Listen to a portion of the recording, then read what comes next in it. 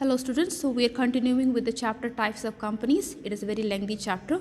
So today we'll be learning about the global enterprise. A global enterprise means a company which owns and controls production and service facilities in several countries. Now, by the word global itself, we can understand that it not only functions in one country, but it functions in several countries. It owns in different countries, controls production and service in different countries. It is also called international corporation and transnational corporation, and it is also called as multinational corporation. According to United Nations, a multinational corporation is an enterprise which owns or controls production or service facilities outside the country in which it is based. So we will call a corporation as multinational corporation or international corporation or global enterprise when the own and control is done in one country and the function, the production function and the other facilities is done outside the base country. W.H. Moreland has defined multinational corporation or companies are those enterprises whose management, ownership and controls are spread in more than one foreign country. Thus, a multinational corporation carries on business operation in two or more countries. The head office is located in one country, what we call as home country, and the activities like production and other services is done in other country, which we call as host country. Now, the home country, they invest funds in foreign country, that is host country. They either give them power of license, patent, management service to the host country. So the multinational corporation operates in form of subsidiary, branches, joint venture, franchisees, turnkey projects, etc. Okay, so here global enterprise or multinational corporation or international corporation is where the company owns and controls production and services in several countries. The home country is one country and the different activities like production service is done in other countries which are called as host country. So the home country will give power like patent, license, management power to the host country. Examples of global enterprise are Philips, Bata, Sony, Coca-Cola, IBM are some of the examples of multinational companies in India. Characteristics of global enterprise. Now, by the definition itself, we have understood that the business is not only done in one country, but the business is spread out between different countries, among different countries. So it functions in several countries. So the first distinctive feature is large size. So as the multinational corporation is generally giant in size, they have assets worth of $1 trillion. And even their annual sales turnover, the return from their sales is much more than the gross national product that is produced in any small countries. So the first characteristic is it is large size, asset worth of $1 trillion, annual turnover more than GNP, gross national product of any small countries. Number 2, geographical dispersion. It is geographically spread out. It is not only functioning in one country. A multinational corporation carries on business in more than one country. So we say that it is geographically dispersed, spread out. Multinational corporations such as Coca-Cola have branches and affiliates in as many as 70 countries. So geographically it is dispersed, it is spread out. The operation in different countries may be controlled from headquarters or any of the regional offices located in America, Europe or Asia. Number 3, integrated structure. A multinational corporation is usually a complete industrial organization comprising manufacturing, marketing, research and development and other facilities. So here, even though the home country is different, the host country where the different functions are done, production, different service activity is done is different, but still it is integrated structure. It is a complete industrial structure where we have functions like manufacturing, marketing, research and development. So even though it is spread out in different countries, it has got a complete industrial structure, integrated structure. Number 4, international management. The asset, stock, ownership, management of multinational corporations are international in character. Why we call international? Because India is a home country. You do business in, let us say, in Singapore. So that becomes your host country. Okay. So you are involving assets, management of the international character. And in the global enterprise, we usually choose what is the best alternative, or where we can get the best management, we can do more of sales. Okay, its local subsidiaries are managed generally by nationals of host country. For example, management of Hindustan Unilever lies with Indians. Now Hindustan Unilever is a British company which is a fast moving consumer goods. Now consumer goods you have learned in your commerce, okay, and for those who have not learned, consumer goods are those goods which is consumed, or we can say which is used up, like our daily goods, we have soap, biscuit, food items, or fast moving goods. Okay, so Unilever is a British company and the power of management is given to Hindustan, India.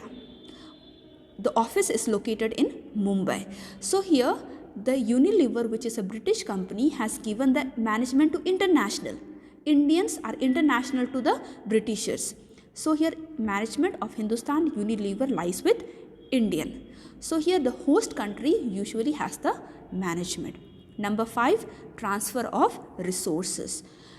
The operation of a multinational corporation involves transfer of capital, technology, knowledge, entrepreneurship and other factors of production across country. Now here the labor power, the manpower is producing in one host country. The marketing is done in the marketing management, or the technology, knowledge, entrepreneur is done in different country. So here we can say that the production is done for one purpose, which means the factors of production of one country is used to manufacture the goods in other country, the technology, capital, manpower. So we can say there is a transfer of resources, even though they are not actually traveling from one country to another, but the goods which are produced in one country is sold in other country, or the technology or we can say the knowledge or the entrepreneurship that is done in one country is the function is done in another country. So we can say that there is a transfer of factors of production. It is spread out. Okay.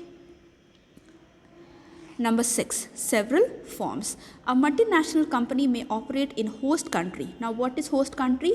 The other country where you are doing the other functions. Okay. The examples may be of different forms: branches, subsidiaries, joint venture, turnkey projects, franchisee. So any home country may set up a subsidiary company in foreign country depending on what is better. If the sale of the product will be better in the host country, they will set up the market in foreign country. If they find that producing goods in that country is cheaper, the raw material is cheaper, so they will set up the production center in that foreign market or foreign country. So it depends on what is more suitable, and these examples we will learn very soon. Number 7, multiple objectives. Multinational corporations make investment in different countries with the following aim. Okay. Now the multinational corporations, they invest money in host countries, in different foreign countries. And what is the main aim? The first one, to take advantage of tax benefit in host country or to circumvent tariff barriers. Now, suppose investing in other country will give you tax relief. So, for that advantage, they invest in host country, or when they are investing in host country, they will be removed from tariff barrier. Now, when you import goods or export goods, so there are some tariff that we have to pay. So when the multinational corporations, when they are investing, they will be relieved from some tariff barriers. Number B, to exploit the natural resources of host country. Now there may be some host country who are not having that amount of technology or that amount of factors of production to exploit or use the resources. So the multinational corporations, they start up a business in host country so that these host countries which are unable to use the natural resources for any production, the multinational corporation will help them. Number C, to take advantage of government concession in host country. Now, the host country which is having poor technology, poor factors of production, the government of these countries gives concession to multinational companies because they want employment, they want more of the resources to be used from their country. But what is happening? Their host country is not having that facility, that equipment, that technology, and so their resources are remaining unused. So the government, they will give concession, chhoot, to the multinational corporation if they set up industries in host country. Number D, to mitigate the impact of regulation in home country. Okay. Number E, to reduce cost of production in making use of cheap labor and lower transportation expenses in host country. So number D, it helps to mitigate, or we can say it helps to follow the rules and regulations in the home country. Number E, it reduces the cost of production, because whenever you find cheap labor or cheap transportation or cheap price of the raw materials, the production will be done there, so automatically the price will be less. It gains dominance in foreign market. Dominance means uske upar adhikar. Okay, it is able to capture the foreign market by setting up the multinational corporation. Number G, to expand activities vertically. Okay, vertically, it has the manufacturing in different country, production, the marketing in different country, the research and development in different country. So it expands vertically. Vertically means from one country to the other country. Forms of global enterprise. Okay. The first one, franchising. In this form, a multinational corporation grants firms in foreign country the right, franchise, to use its trade mark, brand, patents, technology, etc. The firm getting the right or license operates as per condition of franchisee agreement. Okay, so franchising is a multinational corporation grants a right to use trademark, brand name, patent to the other country. A firm which is getting the right or license to operate as per the condition of franchisee agreement. They pay a periodical royalty or license fee to multinational corporation. So in franchising, what is multinational corporation doing? They are giving the right to use their trademark, brand name, technology to the host country under the franchisee agreement, that they can use the license, the right, and the host country will pay royalty or license fees to the multinational corporation. In case the firm holding franchise violate the terms and agreement, now they have to follow the terms and conditions. So if they violate means if they break the terms and conditions, the license may be cancelled. This system is popular for products which enjoy good demand in host country. So the host country where the goods are demanded, usually the franchisee is given for those types of goods, and they have to pay royalty or license fees timely, either yearly or depends on how they pay, and if they break or violate the terms and conditions, automatically the license of franchising will be cancelled. There is a franchise agreement between multinational called franchisor and the local firm called franchisee. McDonald has granted franchising in India. So franchisee agreement is between the multinational franchisor and the local franchisee. Number 2 form of global enterprises, branches. A multinational corporation may open branches in different country. These branches work under direction and control of head office. The headquarters lay down policy guidelines to be followed by the branches. Every branches follow the laws and regulations of country in which it is located.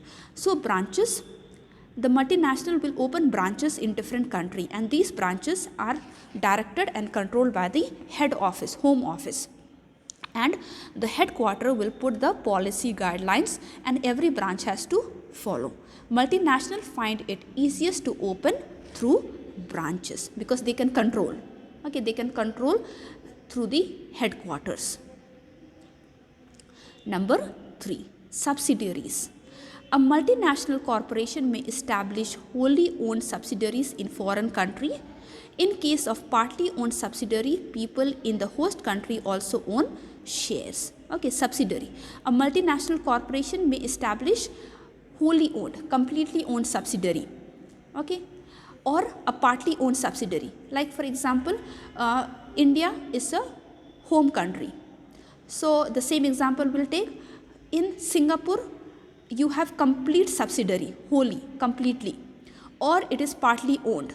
You own the shares. Maybe you own 50% share of the subsidiary company in the Singapore, that is host country. So subsidiary can be either complete or it can be owned partly.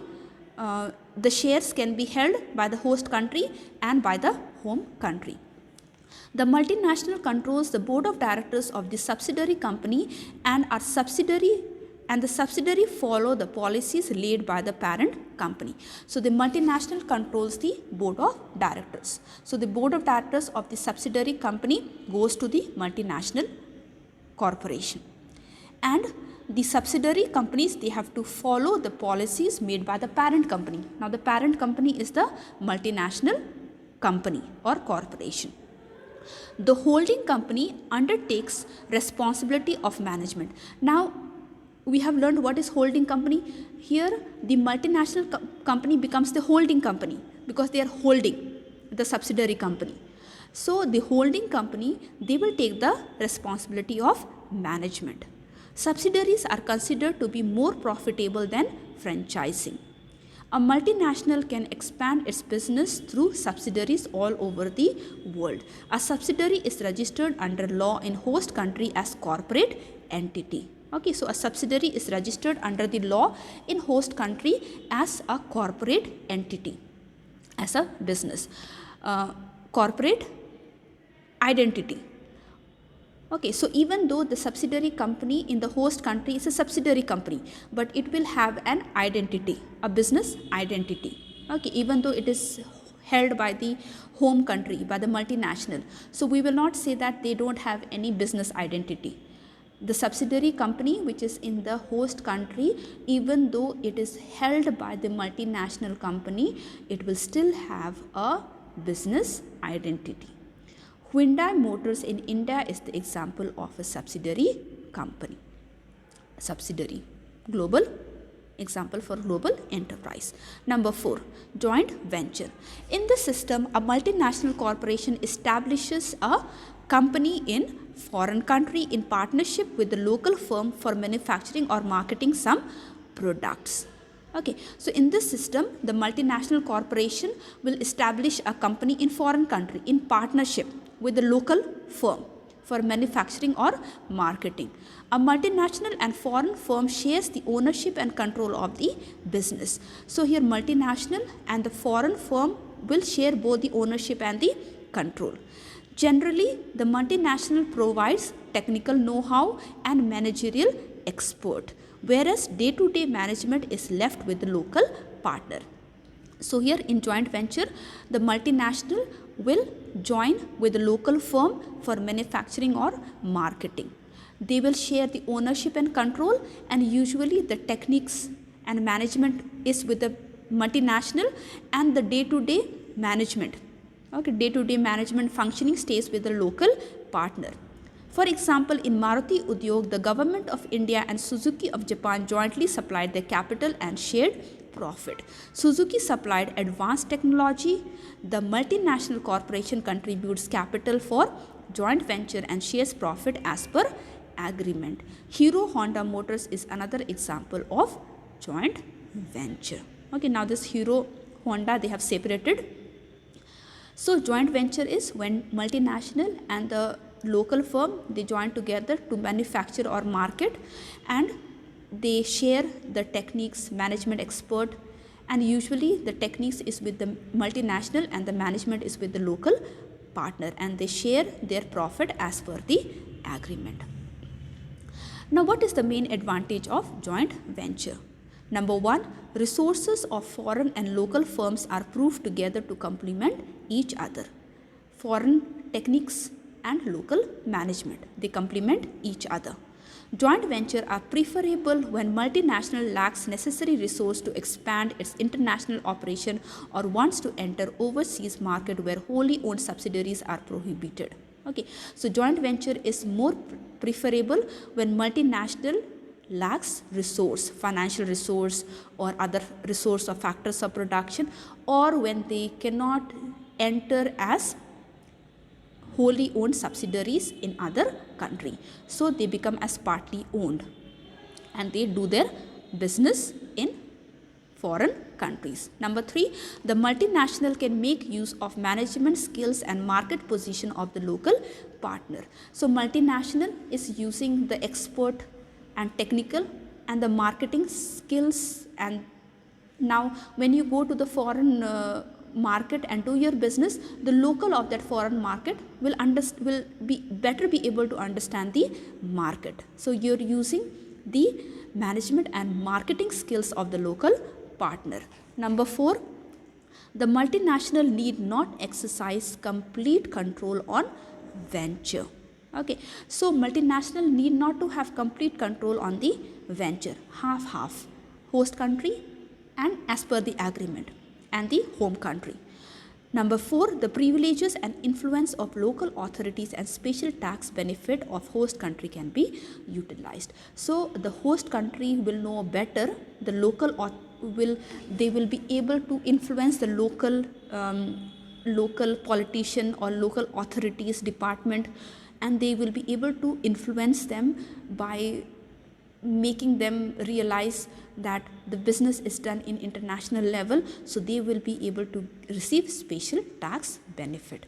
Risk involved due to economic and political circumstance of host country is reduced. So when you have your host country local partner, you will be able to reduce, or you will be able to tackle with the economic and political changes and circumstances. A joint venture may, however, face the problem of conflict between partners over policy matters. So different countries have different policies. So however, it will have problem in matching with the policy.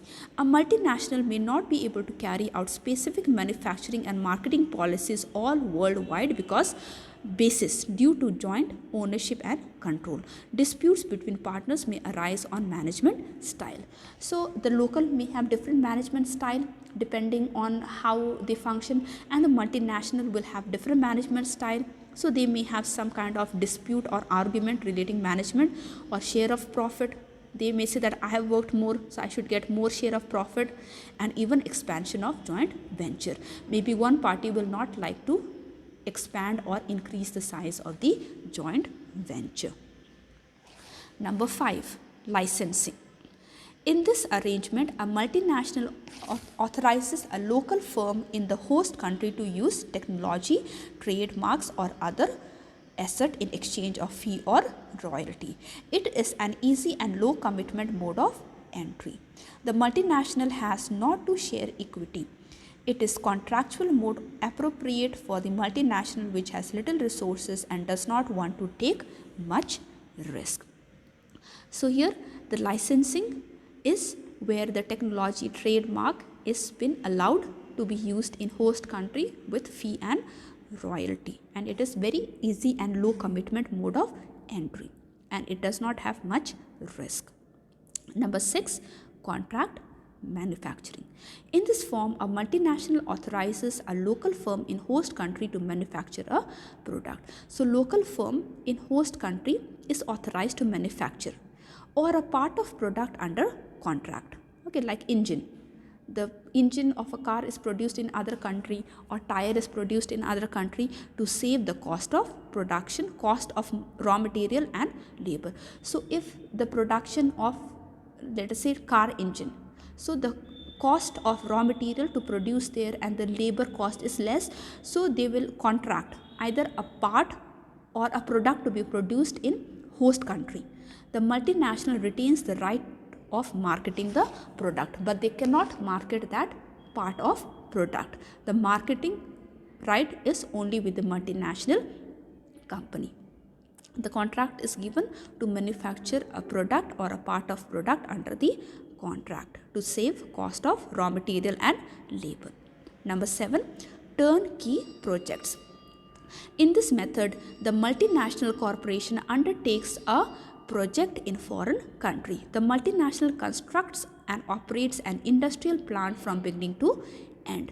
The local clients does not participate actively at various stages of construction. The personnel of the corporation have technical experts in the concerned industries, and they may train the client staff in the operation of the plant. So turnkey project is when the project is undertaken completely in the foreign country, like a project, let us say project of construction of stadium, okay, for Olympics. Let us say we have some Olympics, for example, other example we can say is construction of metros. Okay, so here the complete construction from beginning to end will be taken up by the foreign experts, and the local, they will be trained. The local client will be trained by the international experts. Okay, the multinational may guarantee the quantity and quality of production over a period of time. When the project is complete, it is handed over to host country. So here the experts and from the beginning to end, the construction, everything is in the hands of the multinational company, and they will train the client staff. Client staff means that the staff of the host country. The expert of the multinational country or the multinational corporation, the home country, for example, metro in India. So from, let us say, from China, for example, from China, or let us say from America, they have sent the experts, and from beginning till end they will construct, and there will be no interference of the locals. The client staff, they will be trained by the multinational company, and the multinational company will give the guarantee for quantity and quality, and when the work will be completed, it will be handed over to the host country, that is India.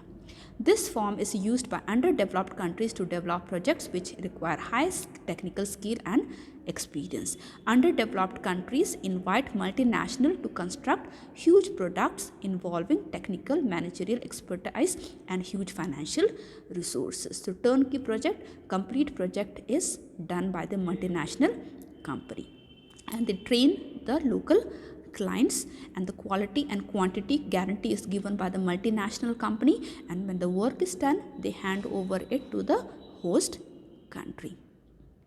Reason for growth of global enterprise. Now, in recent years, there has been phenomenal growth of multinational all over the world. The reason for the growth of multinational companies in India are as follows. Financial superiorities. A multinational corporation enjoys the following financial superiorities. It has huge financial resources at its disposal, therefore, it can turn any adverse circumstances in its favor. Number B, it has easier access to capital market and can raise more international resources than domestic company. Number C, it enjoys reputation all over the world. The investors of the host country have greater confidence in it and are willing to invest funds in multinationals. So here financially it has got superiority because it has got huge finance, trillions of finance, and it can easily get finance from the capital market because it works internationally, and it enjoys the reputation all over the world, and any multinational company will be willing to invest in any host country. The host country will welcome them because they have greater confidence on the investment of multinational corporations. Number D, financial institutions are ready to lend money. So financial institutions are ready to lend money to the multinational corporations because they know that their turnover is very good, so we will get back the money. Number E, its efficient financial management utilizes funds very judiciously to generate surplus which can be easily employed in other country. So the funds is not only used in one country, but it is used in other country because it is very judiciously, very perfectly judgment way it is, the surplus is divided so that not only in one country but in several countries these funds can be utilized. Number 2, technical superiorities. It has high technology in areas of production, infrastructure and service. It can meet the technical requirements of developing countries and participate in their industrial development program. Number B, it has research and development facilities for developing new technology and new product. Now we know that multinational company has financially strong, so it has even got technical superiority. It has got technology, a better technology in production, in marketing, in different services, and it participates in different industrial development programs for the development of the backward countries. And since it has got good finance, it can also develop new technology and new products with the help of research and development facilities. Number C, it has trained personnel in science and technology. Number D, it enjoys economies of large scale production. Now economies is advantage. So advantage of large scale production. So when they produce in larger bulk, they are able to get advantage of getting finance, advantage of getting less transportation cost, advantage of marketing.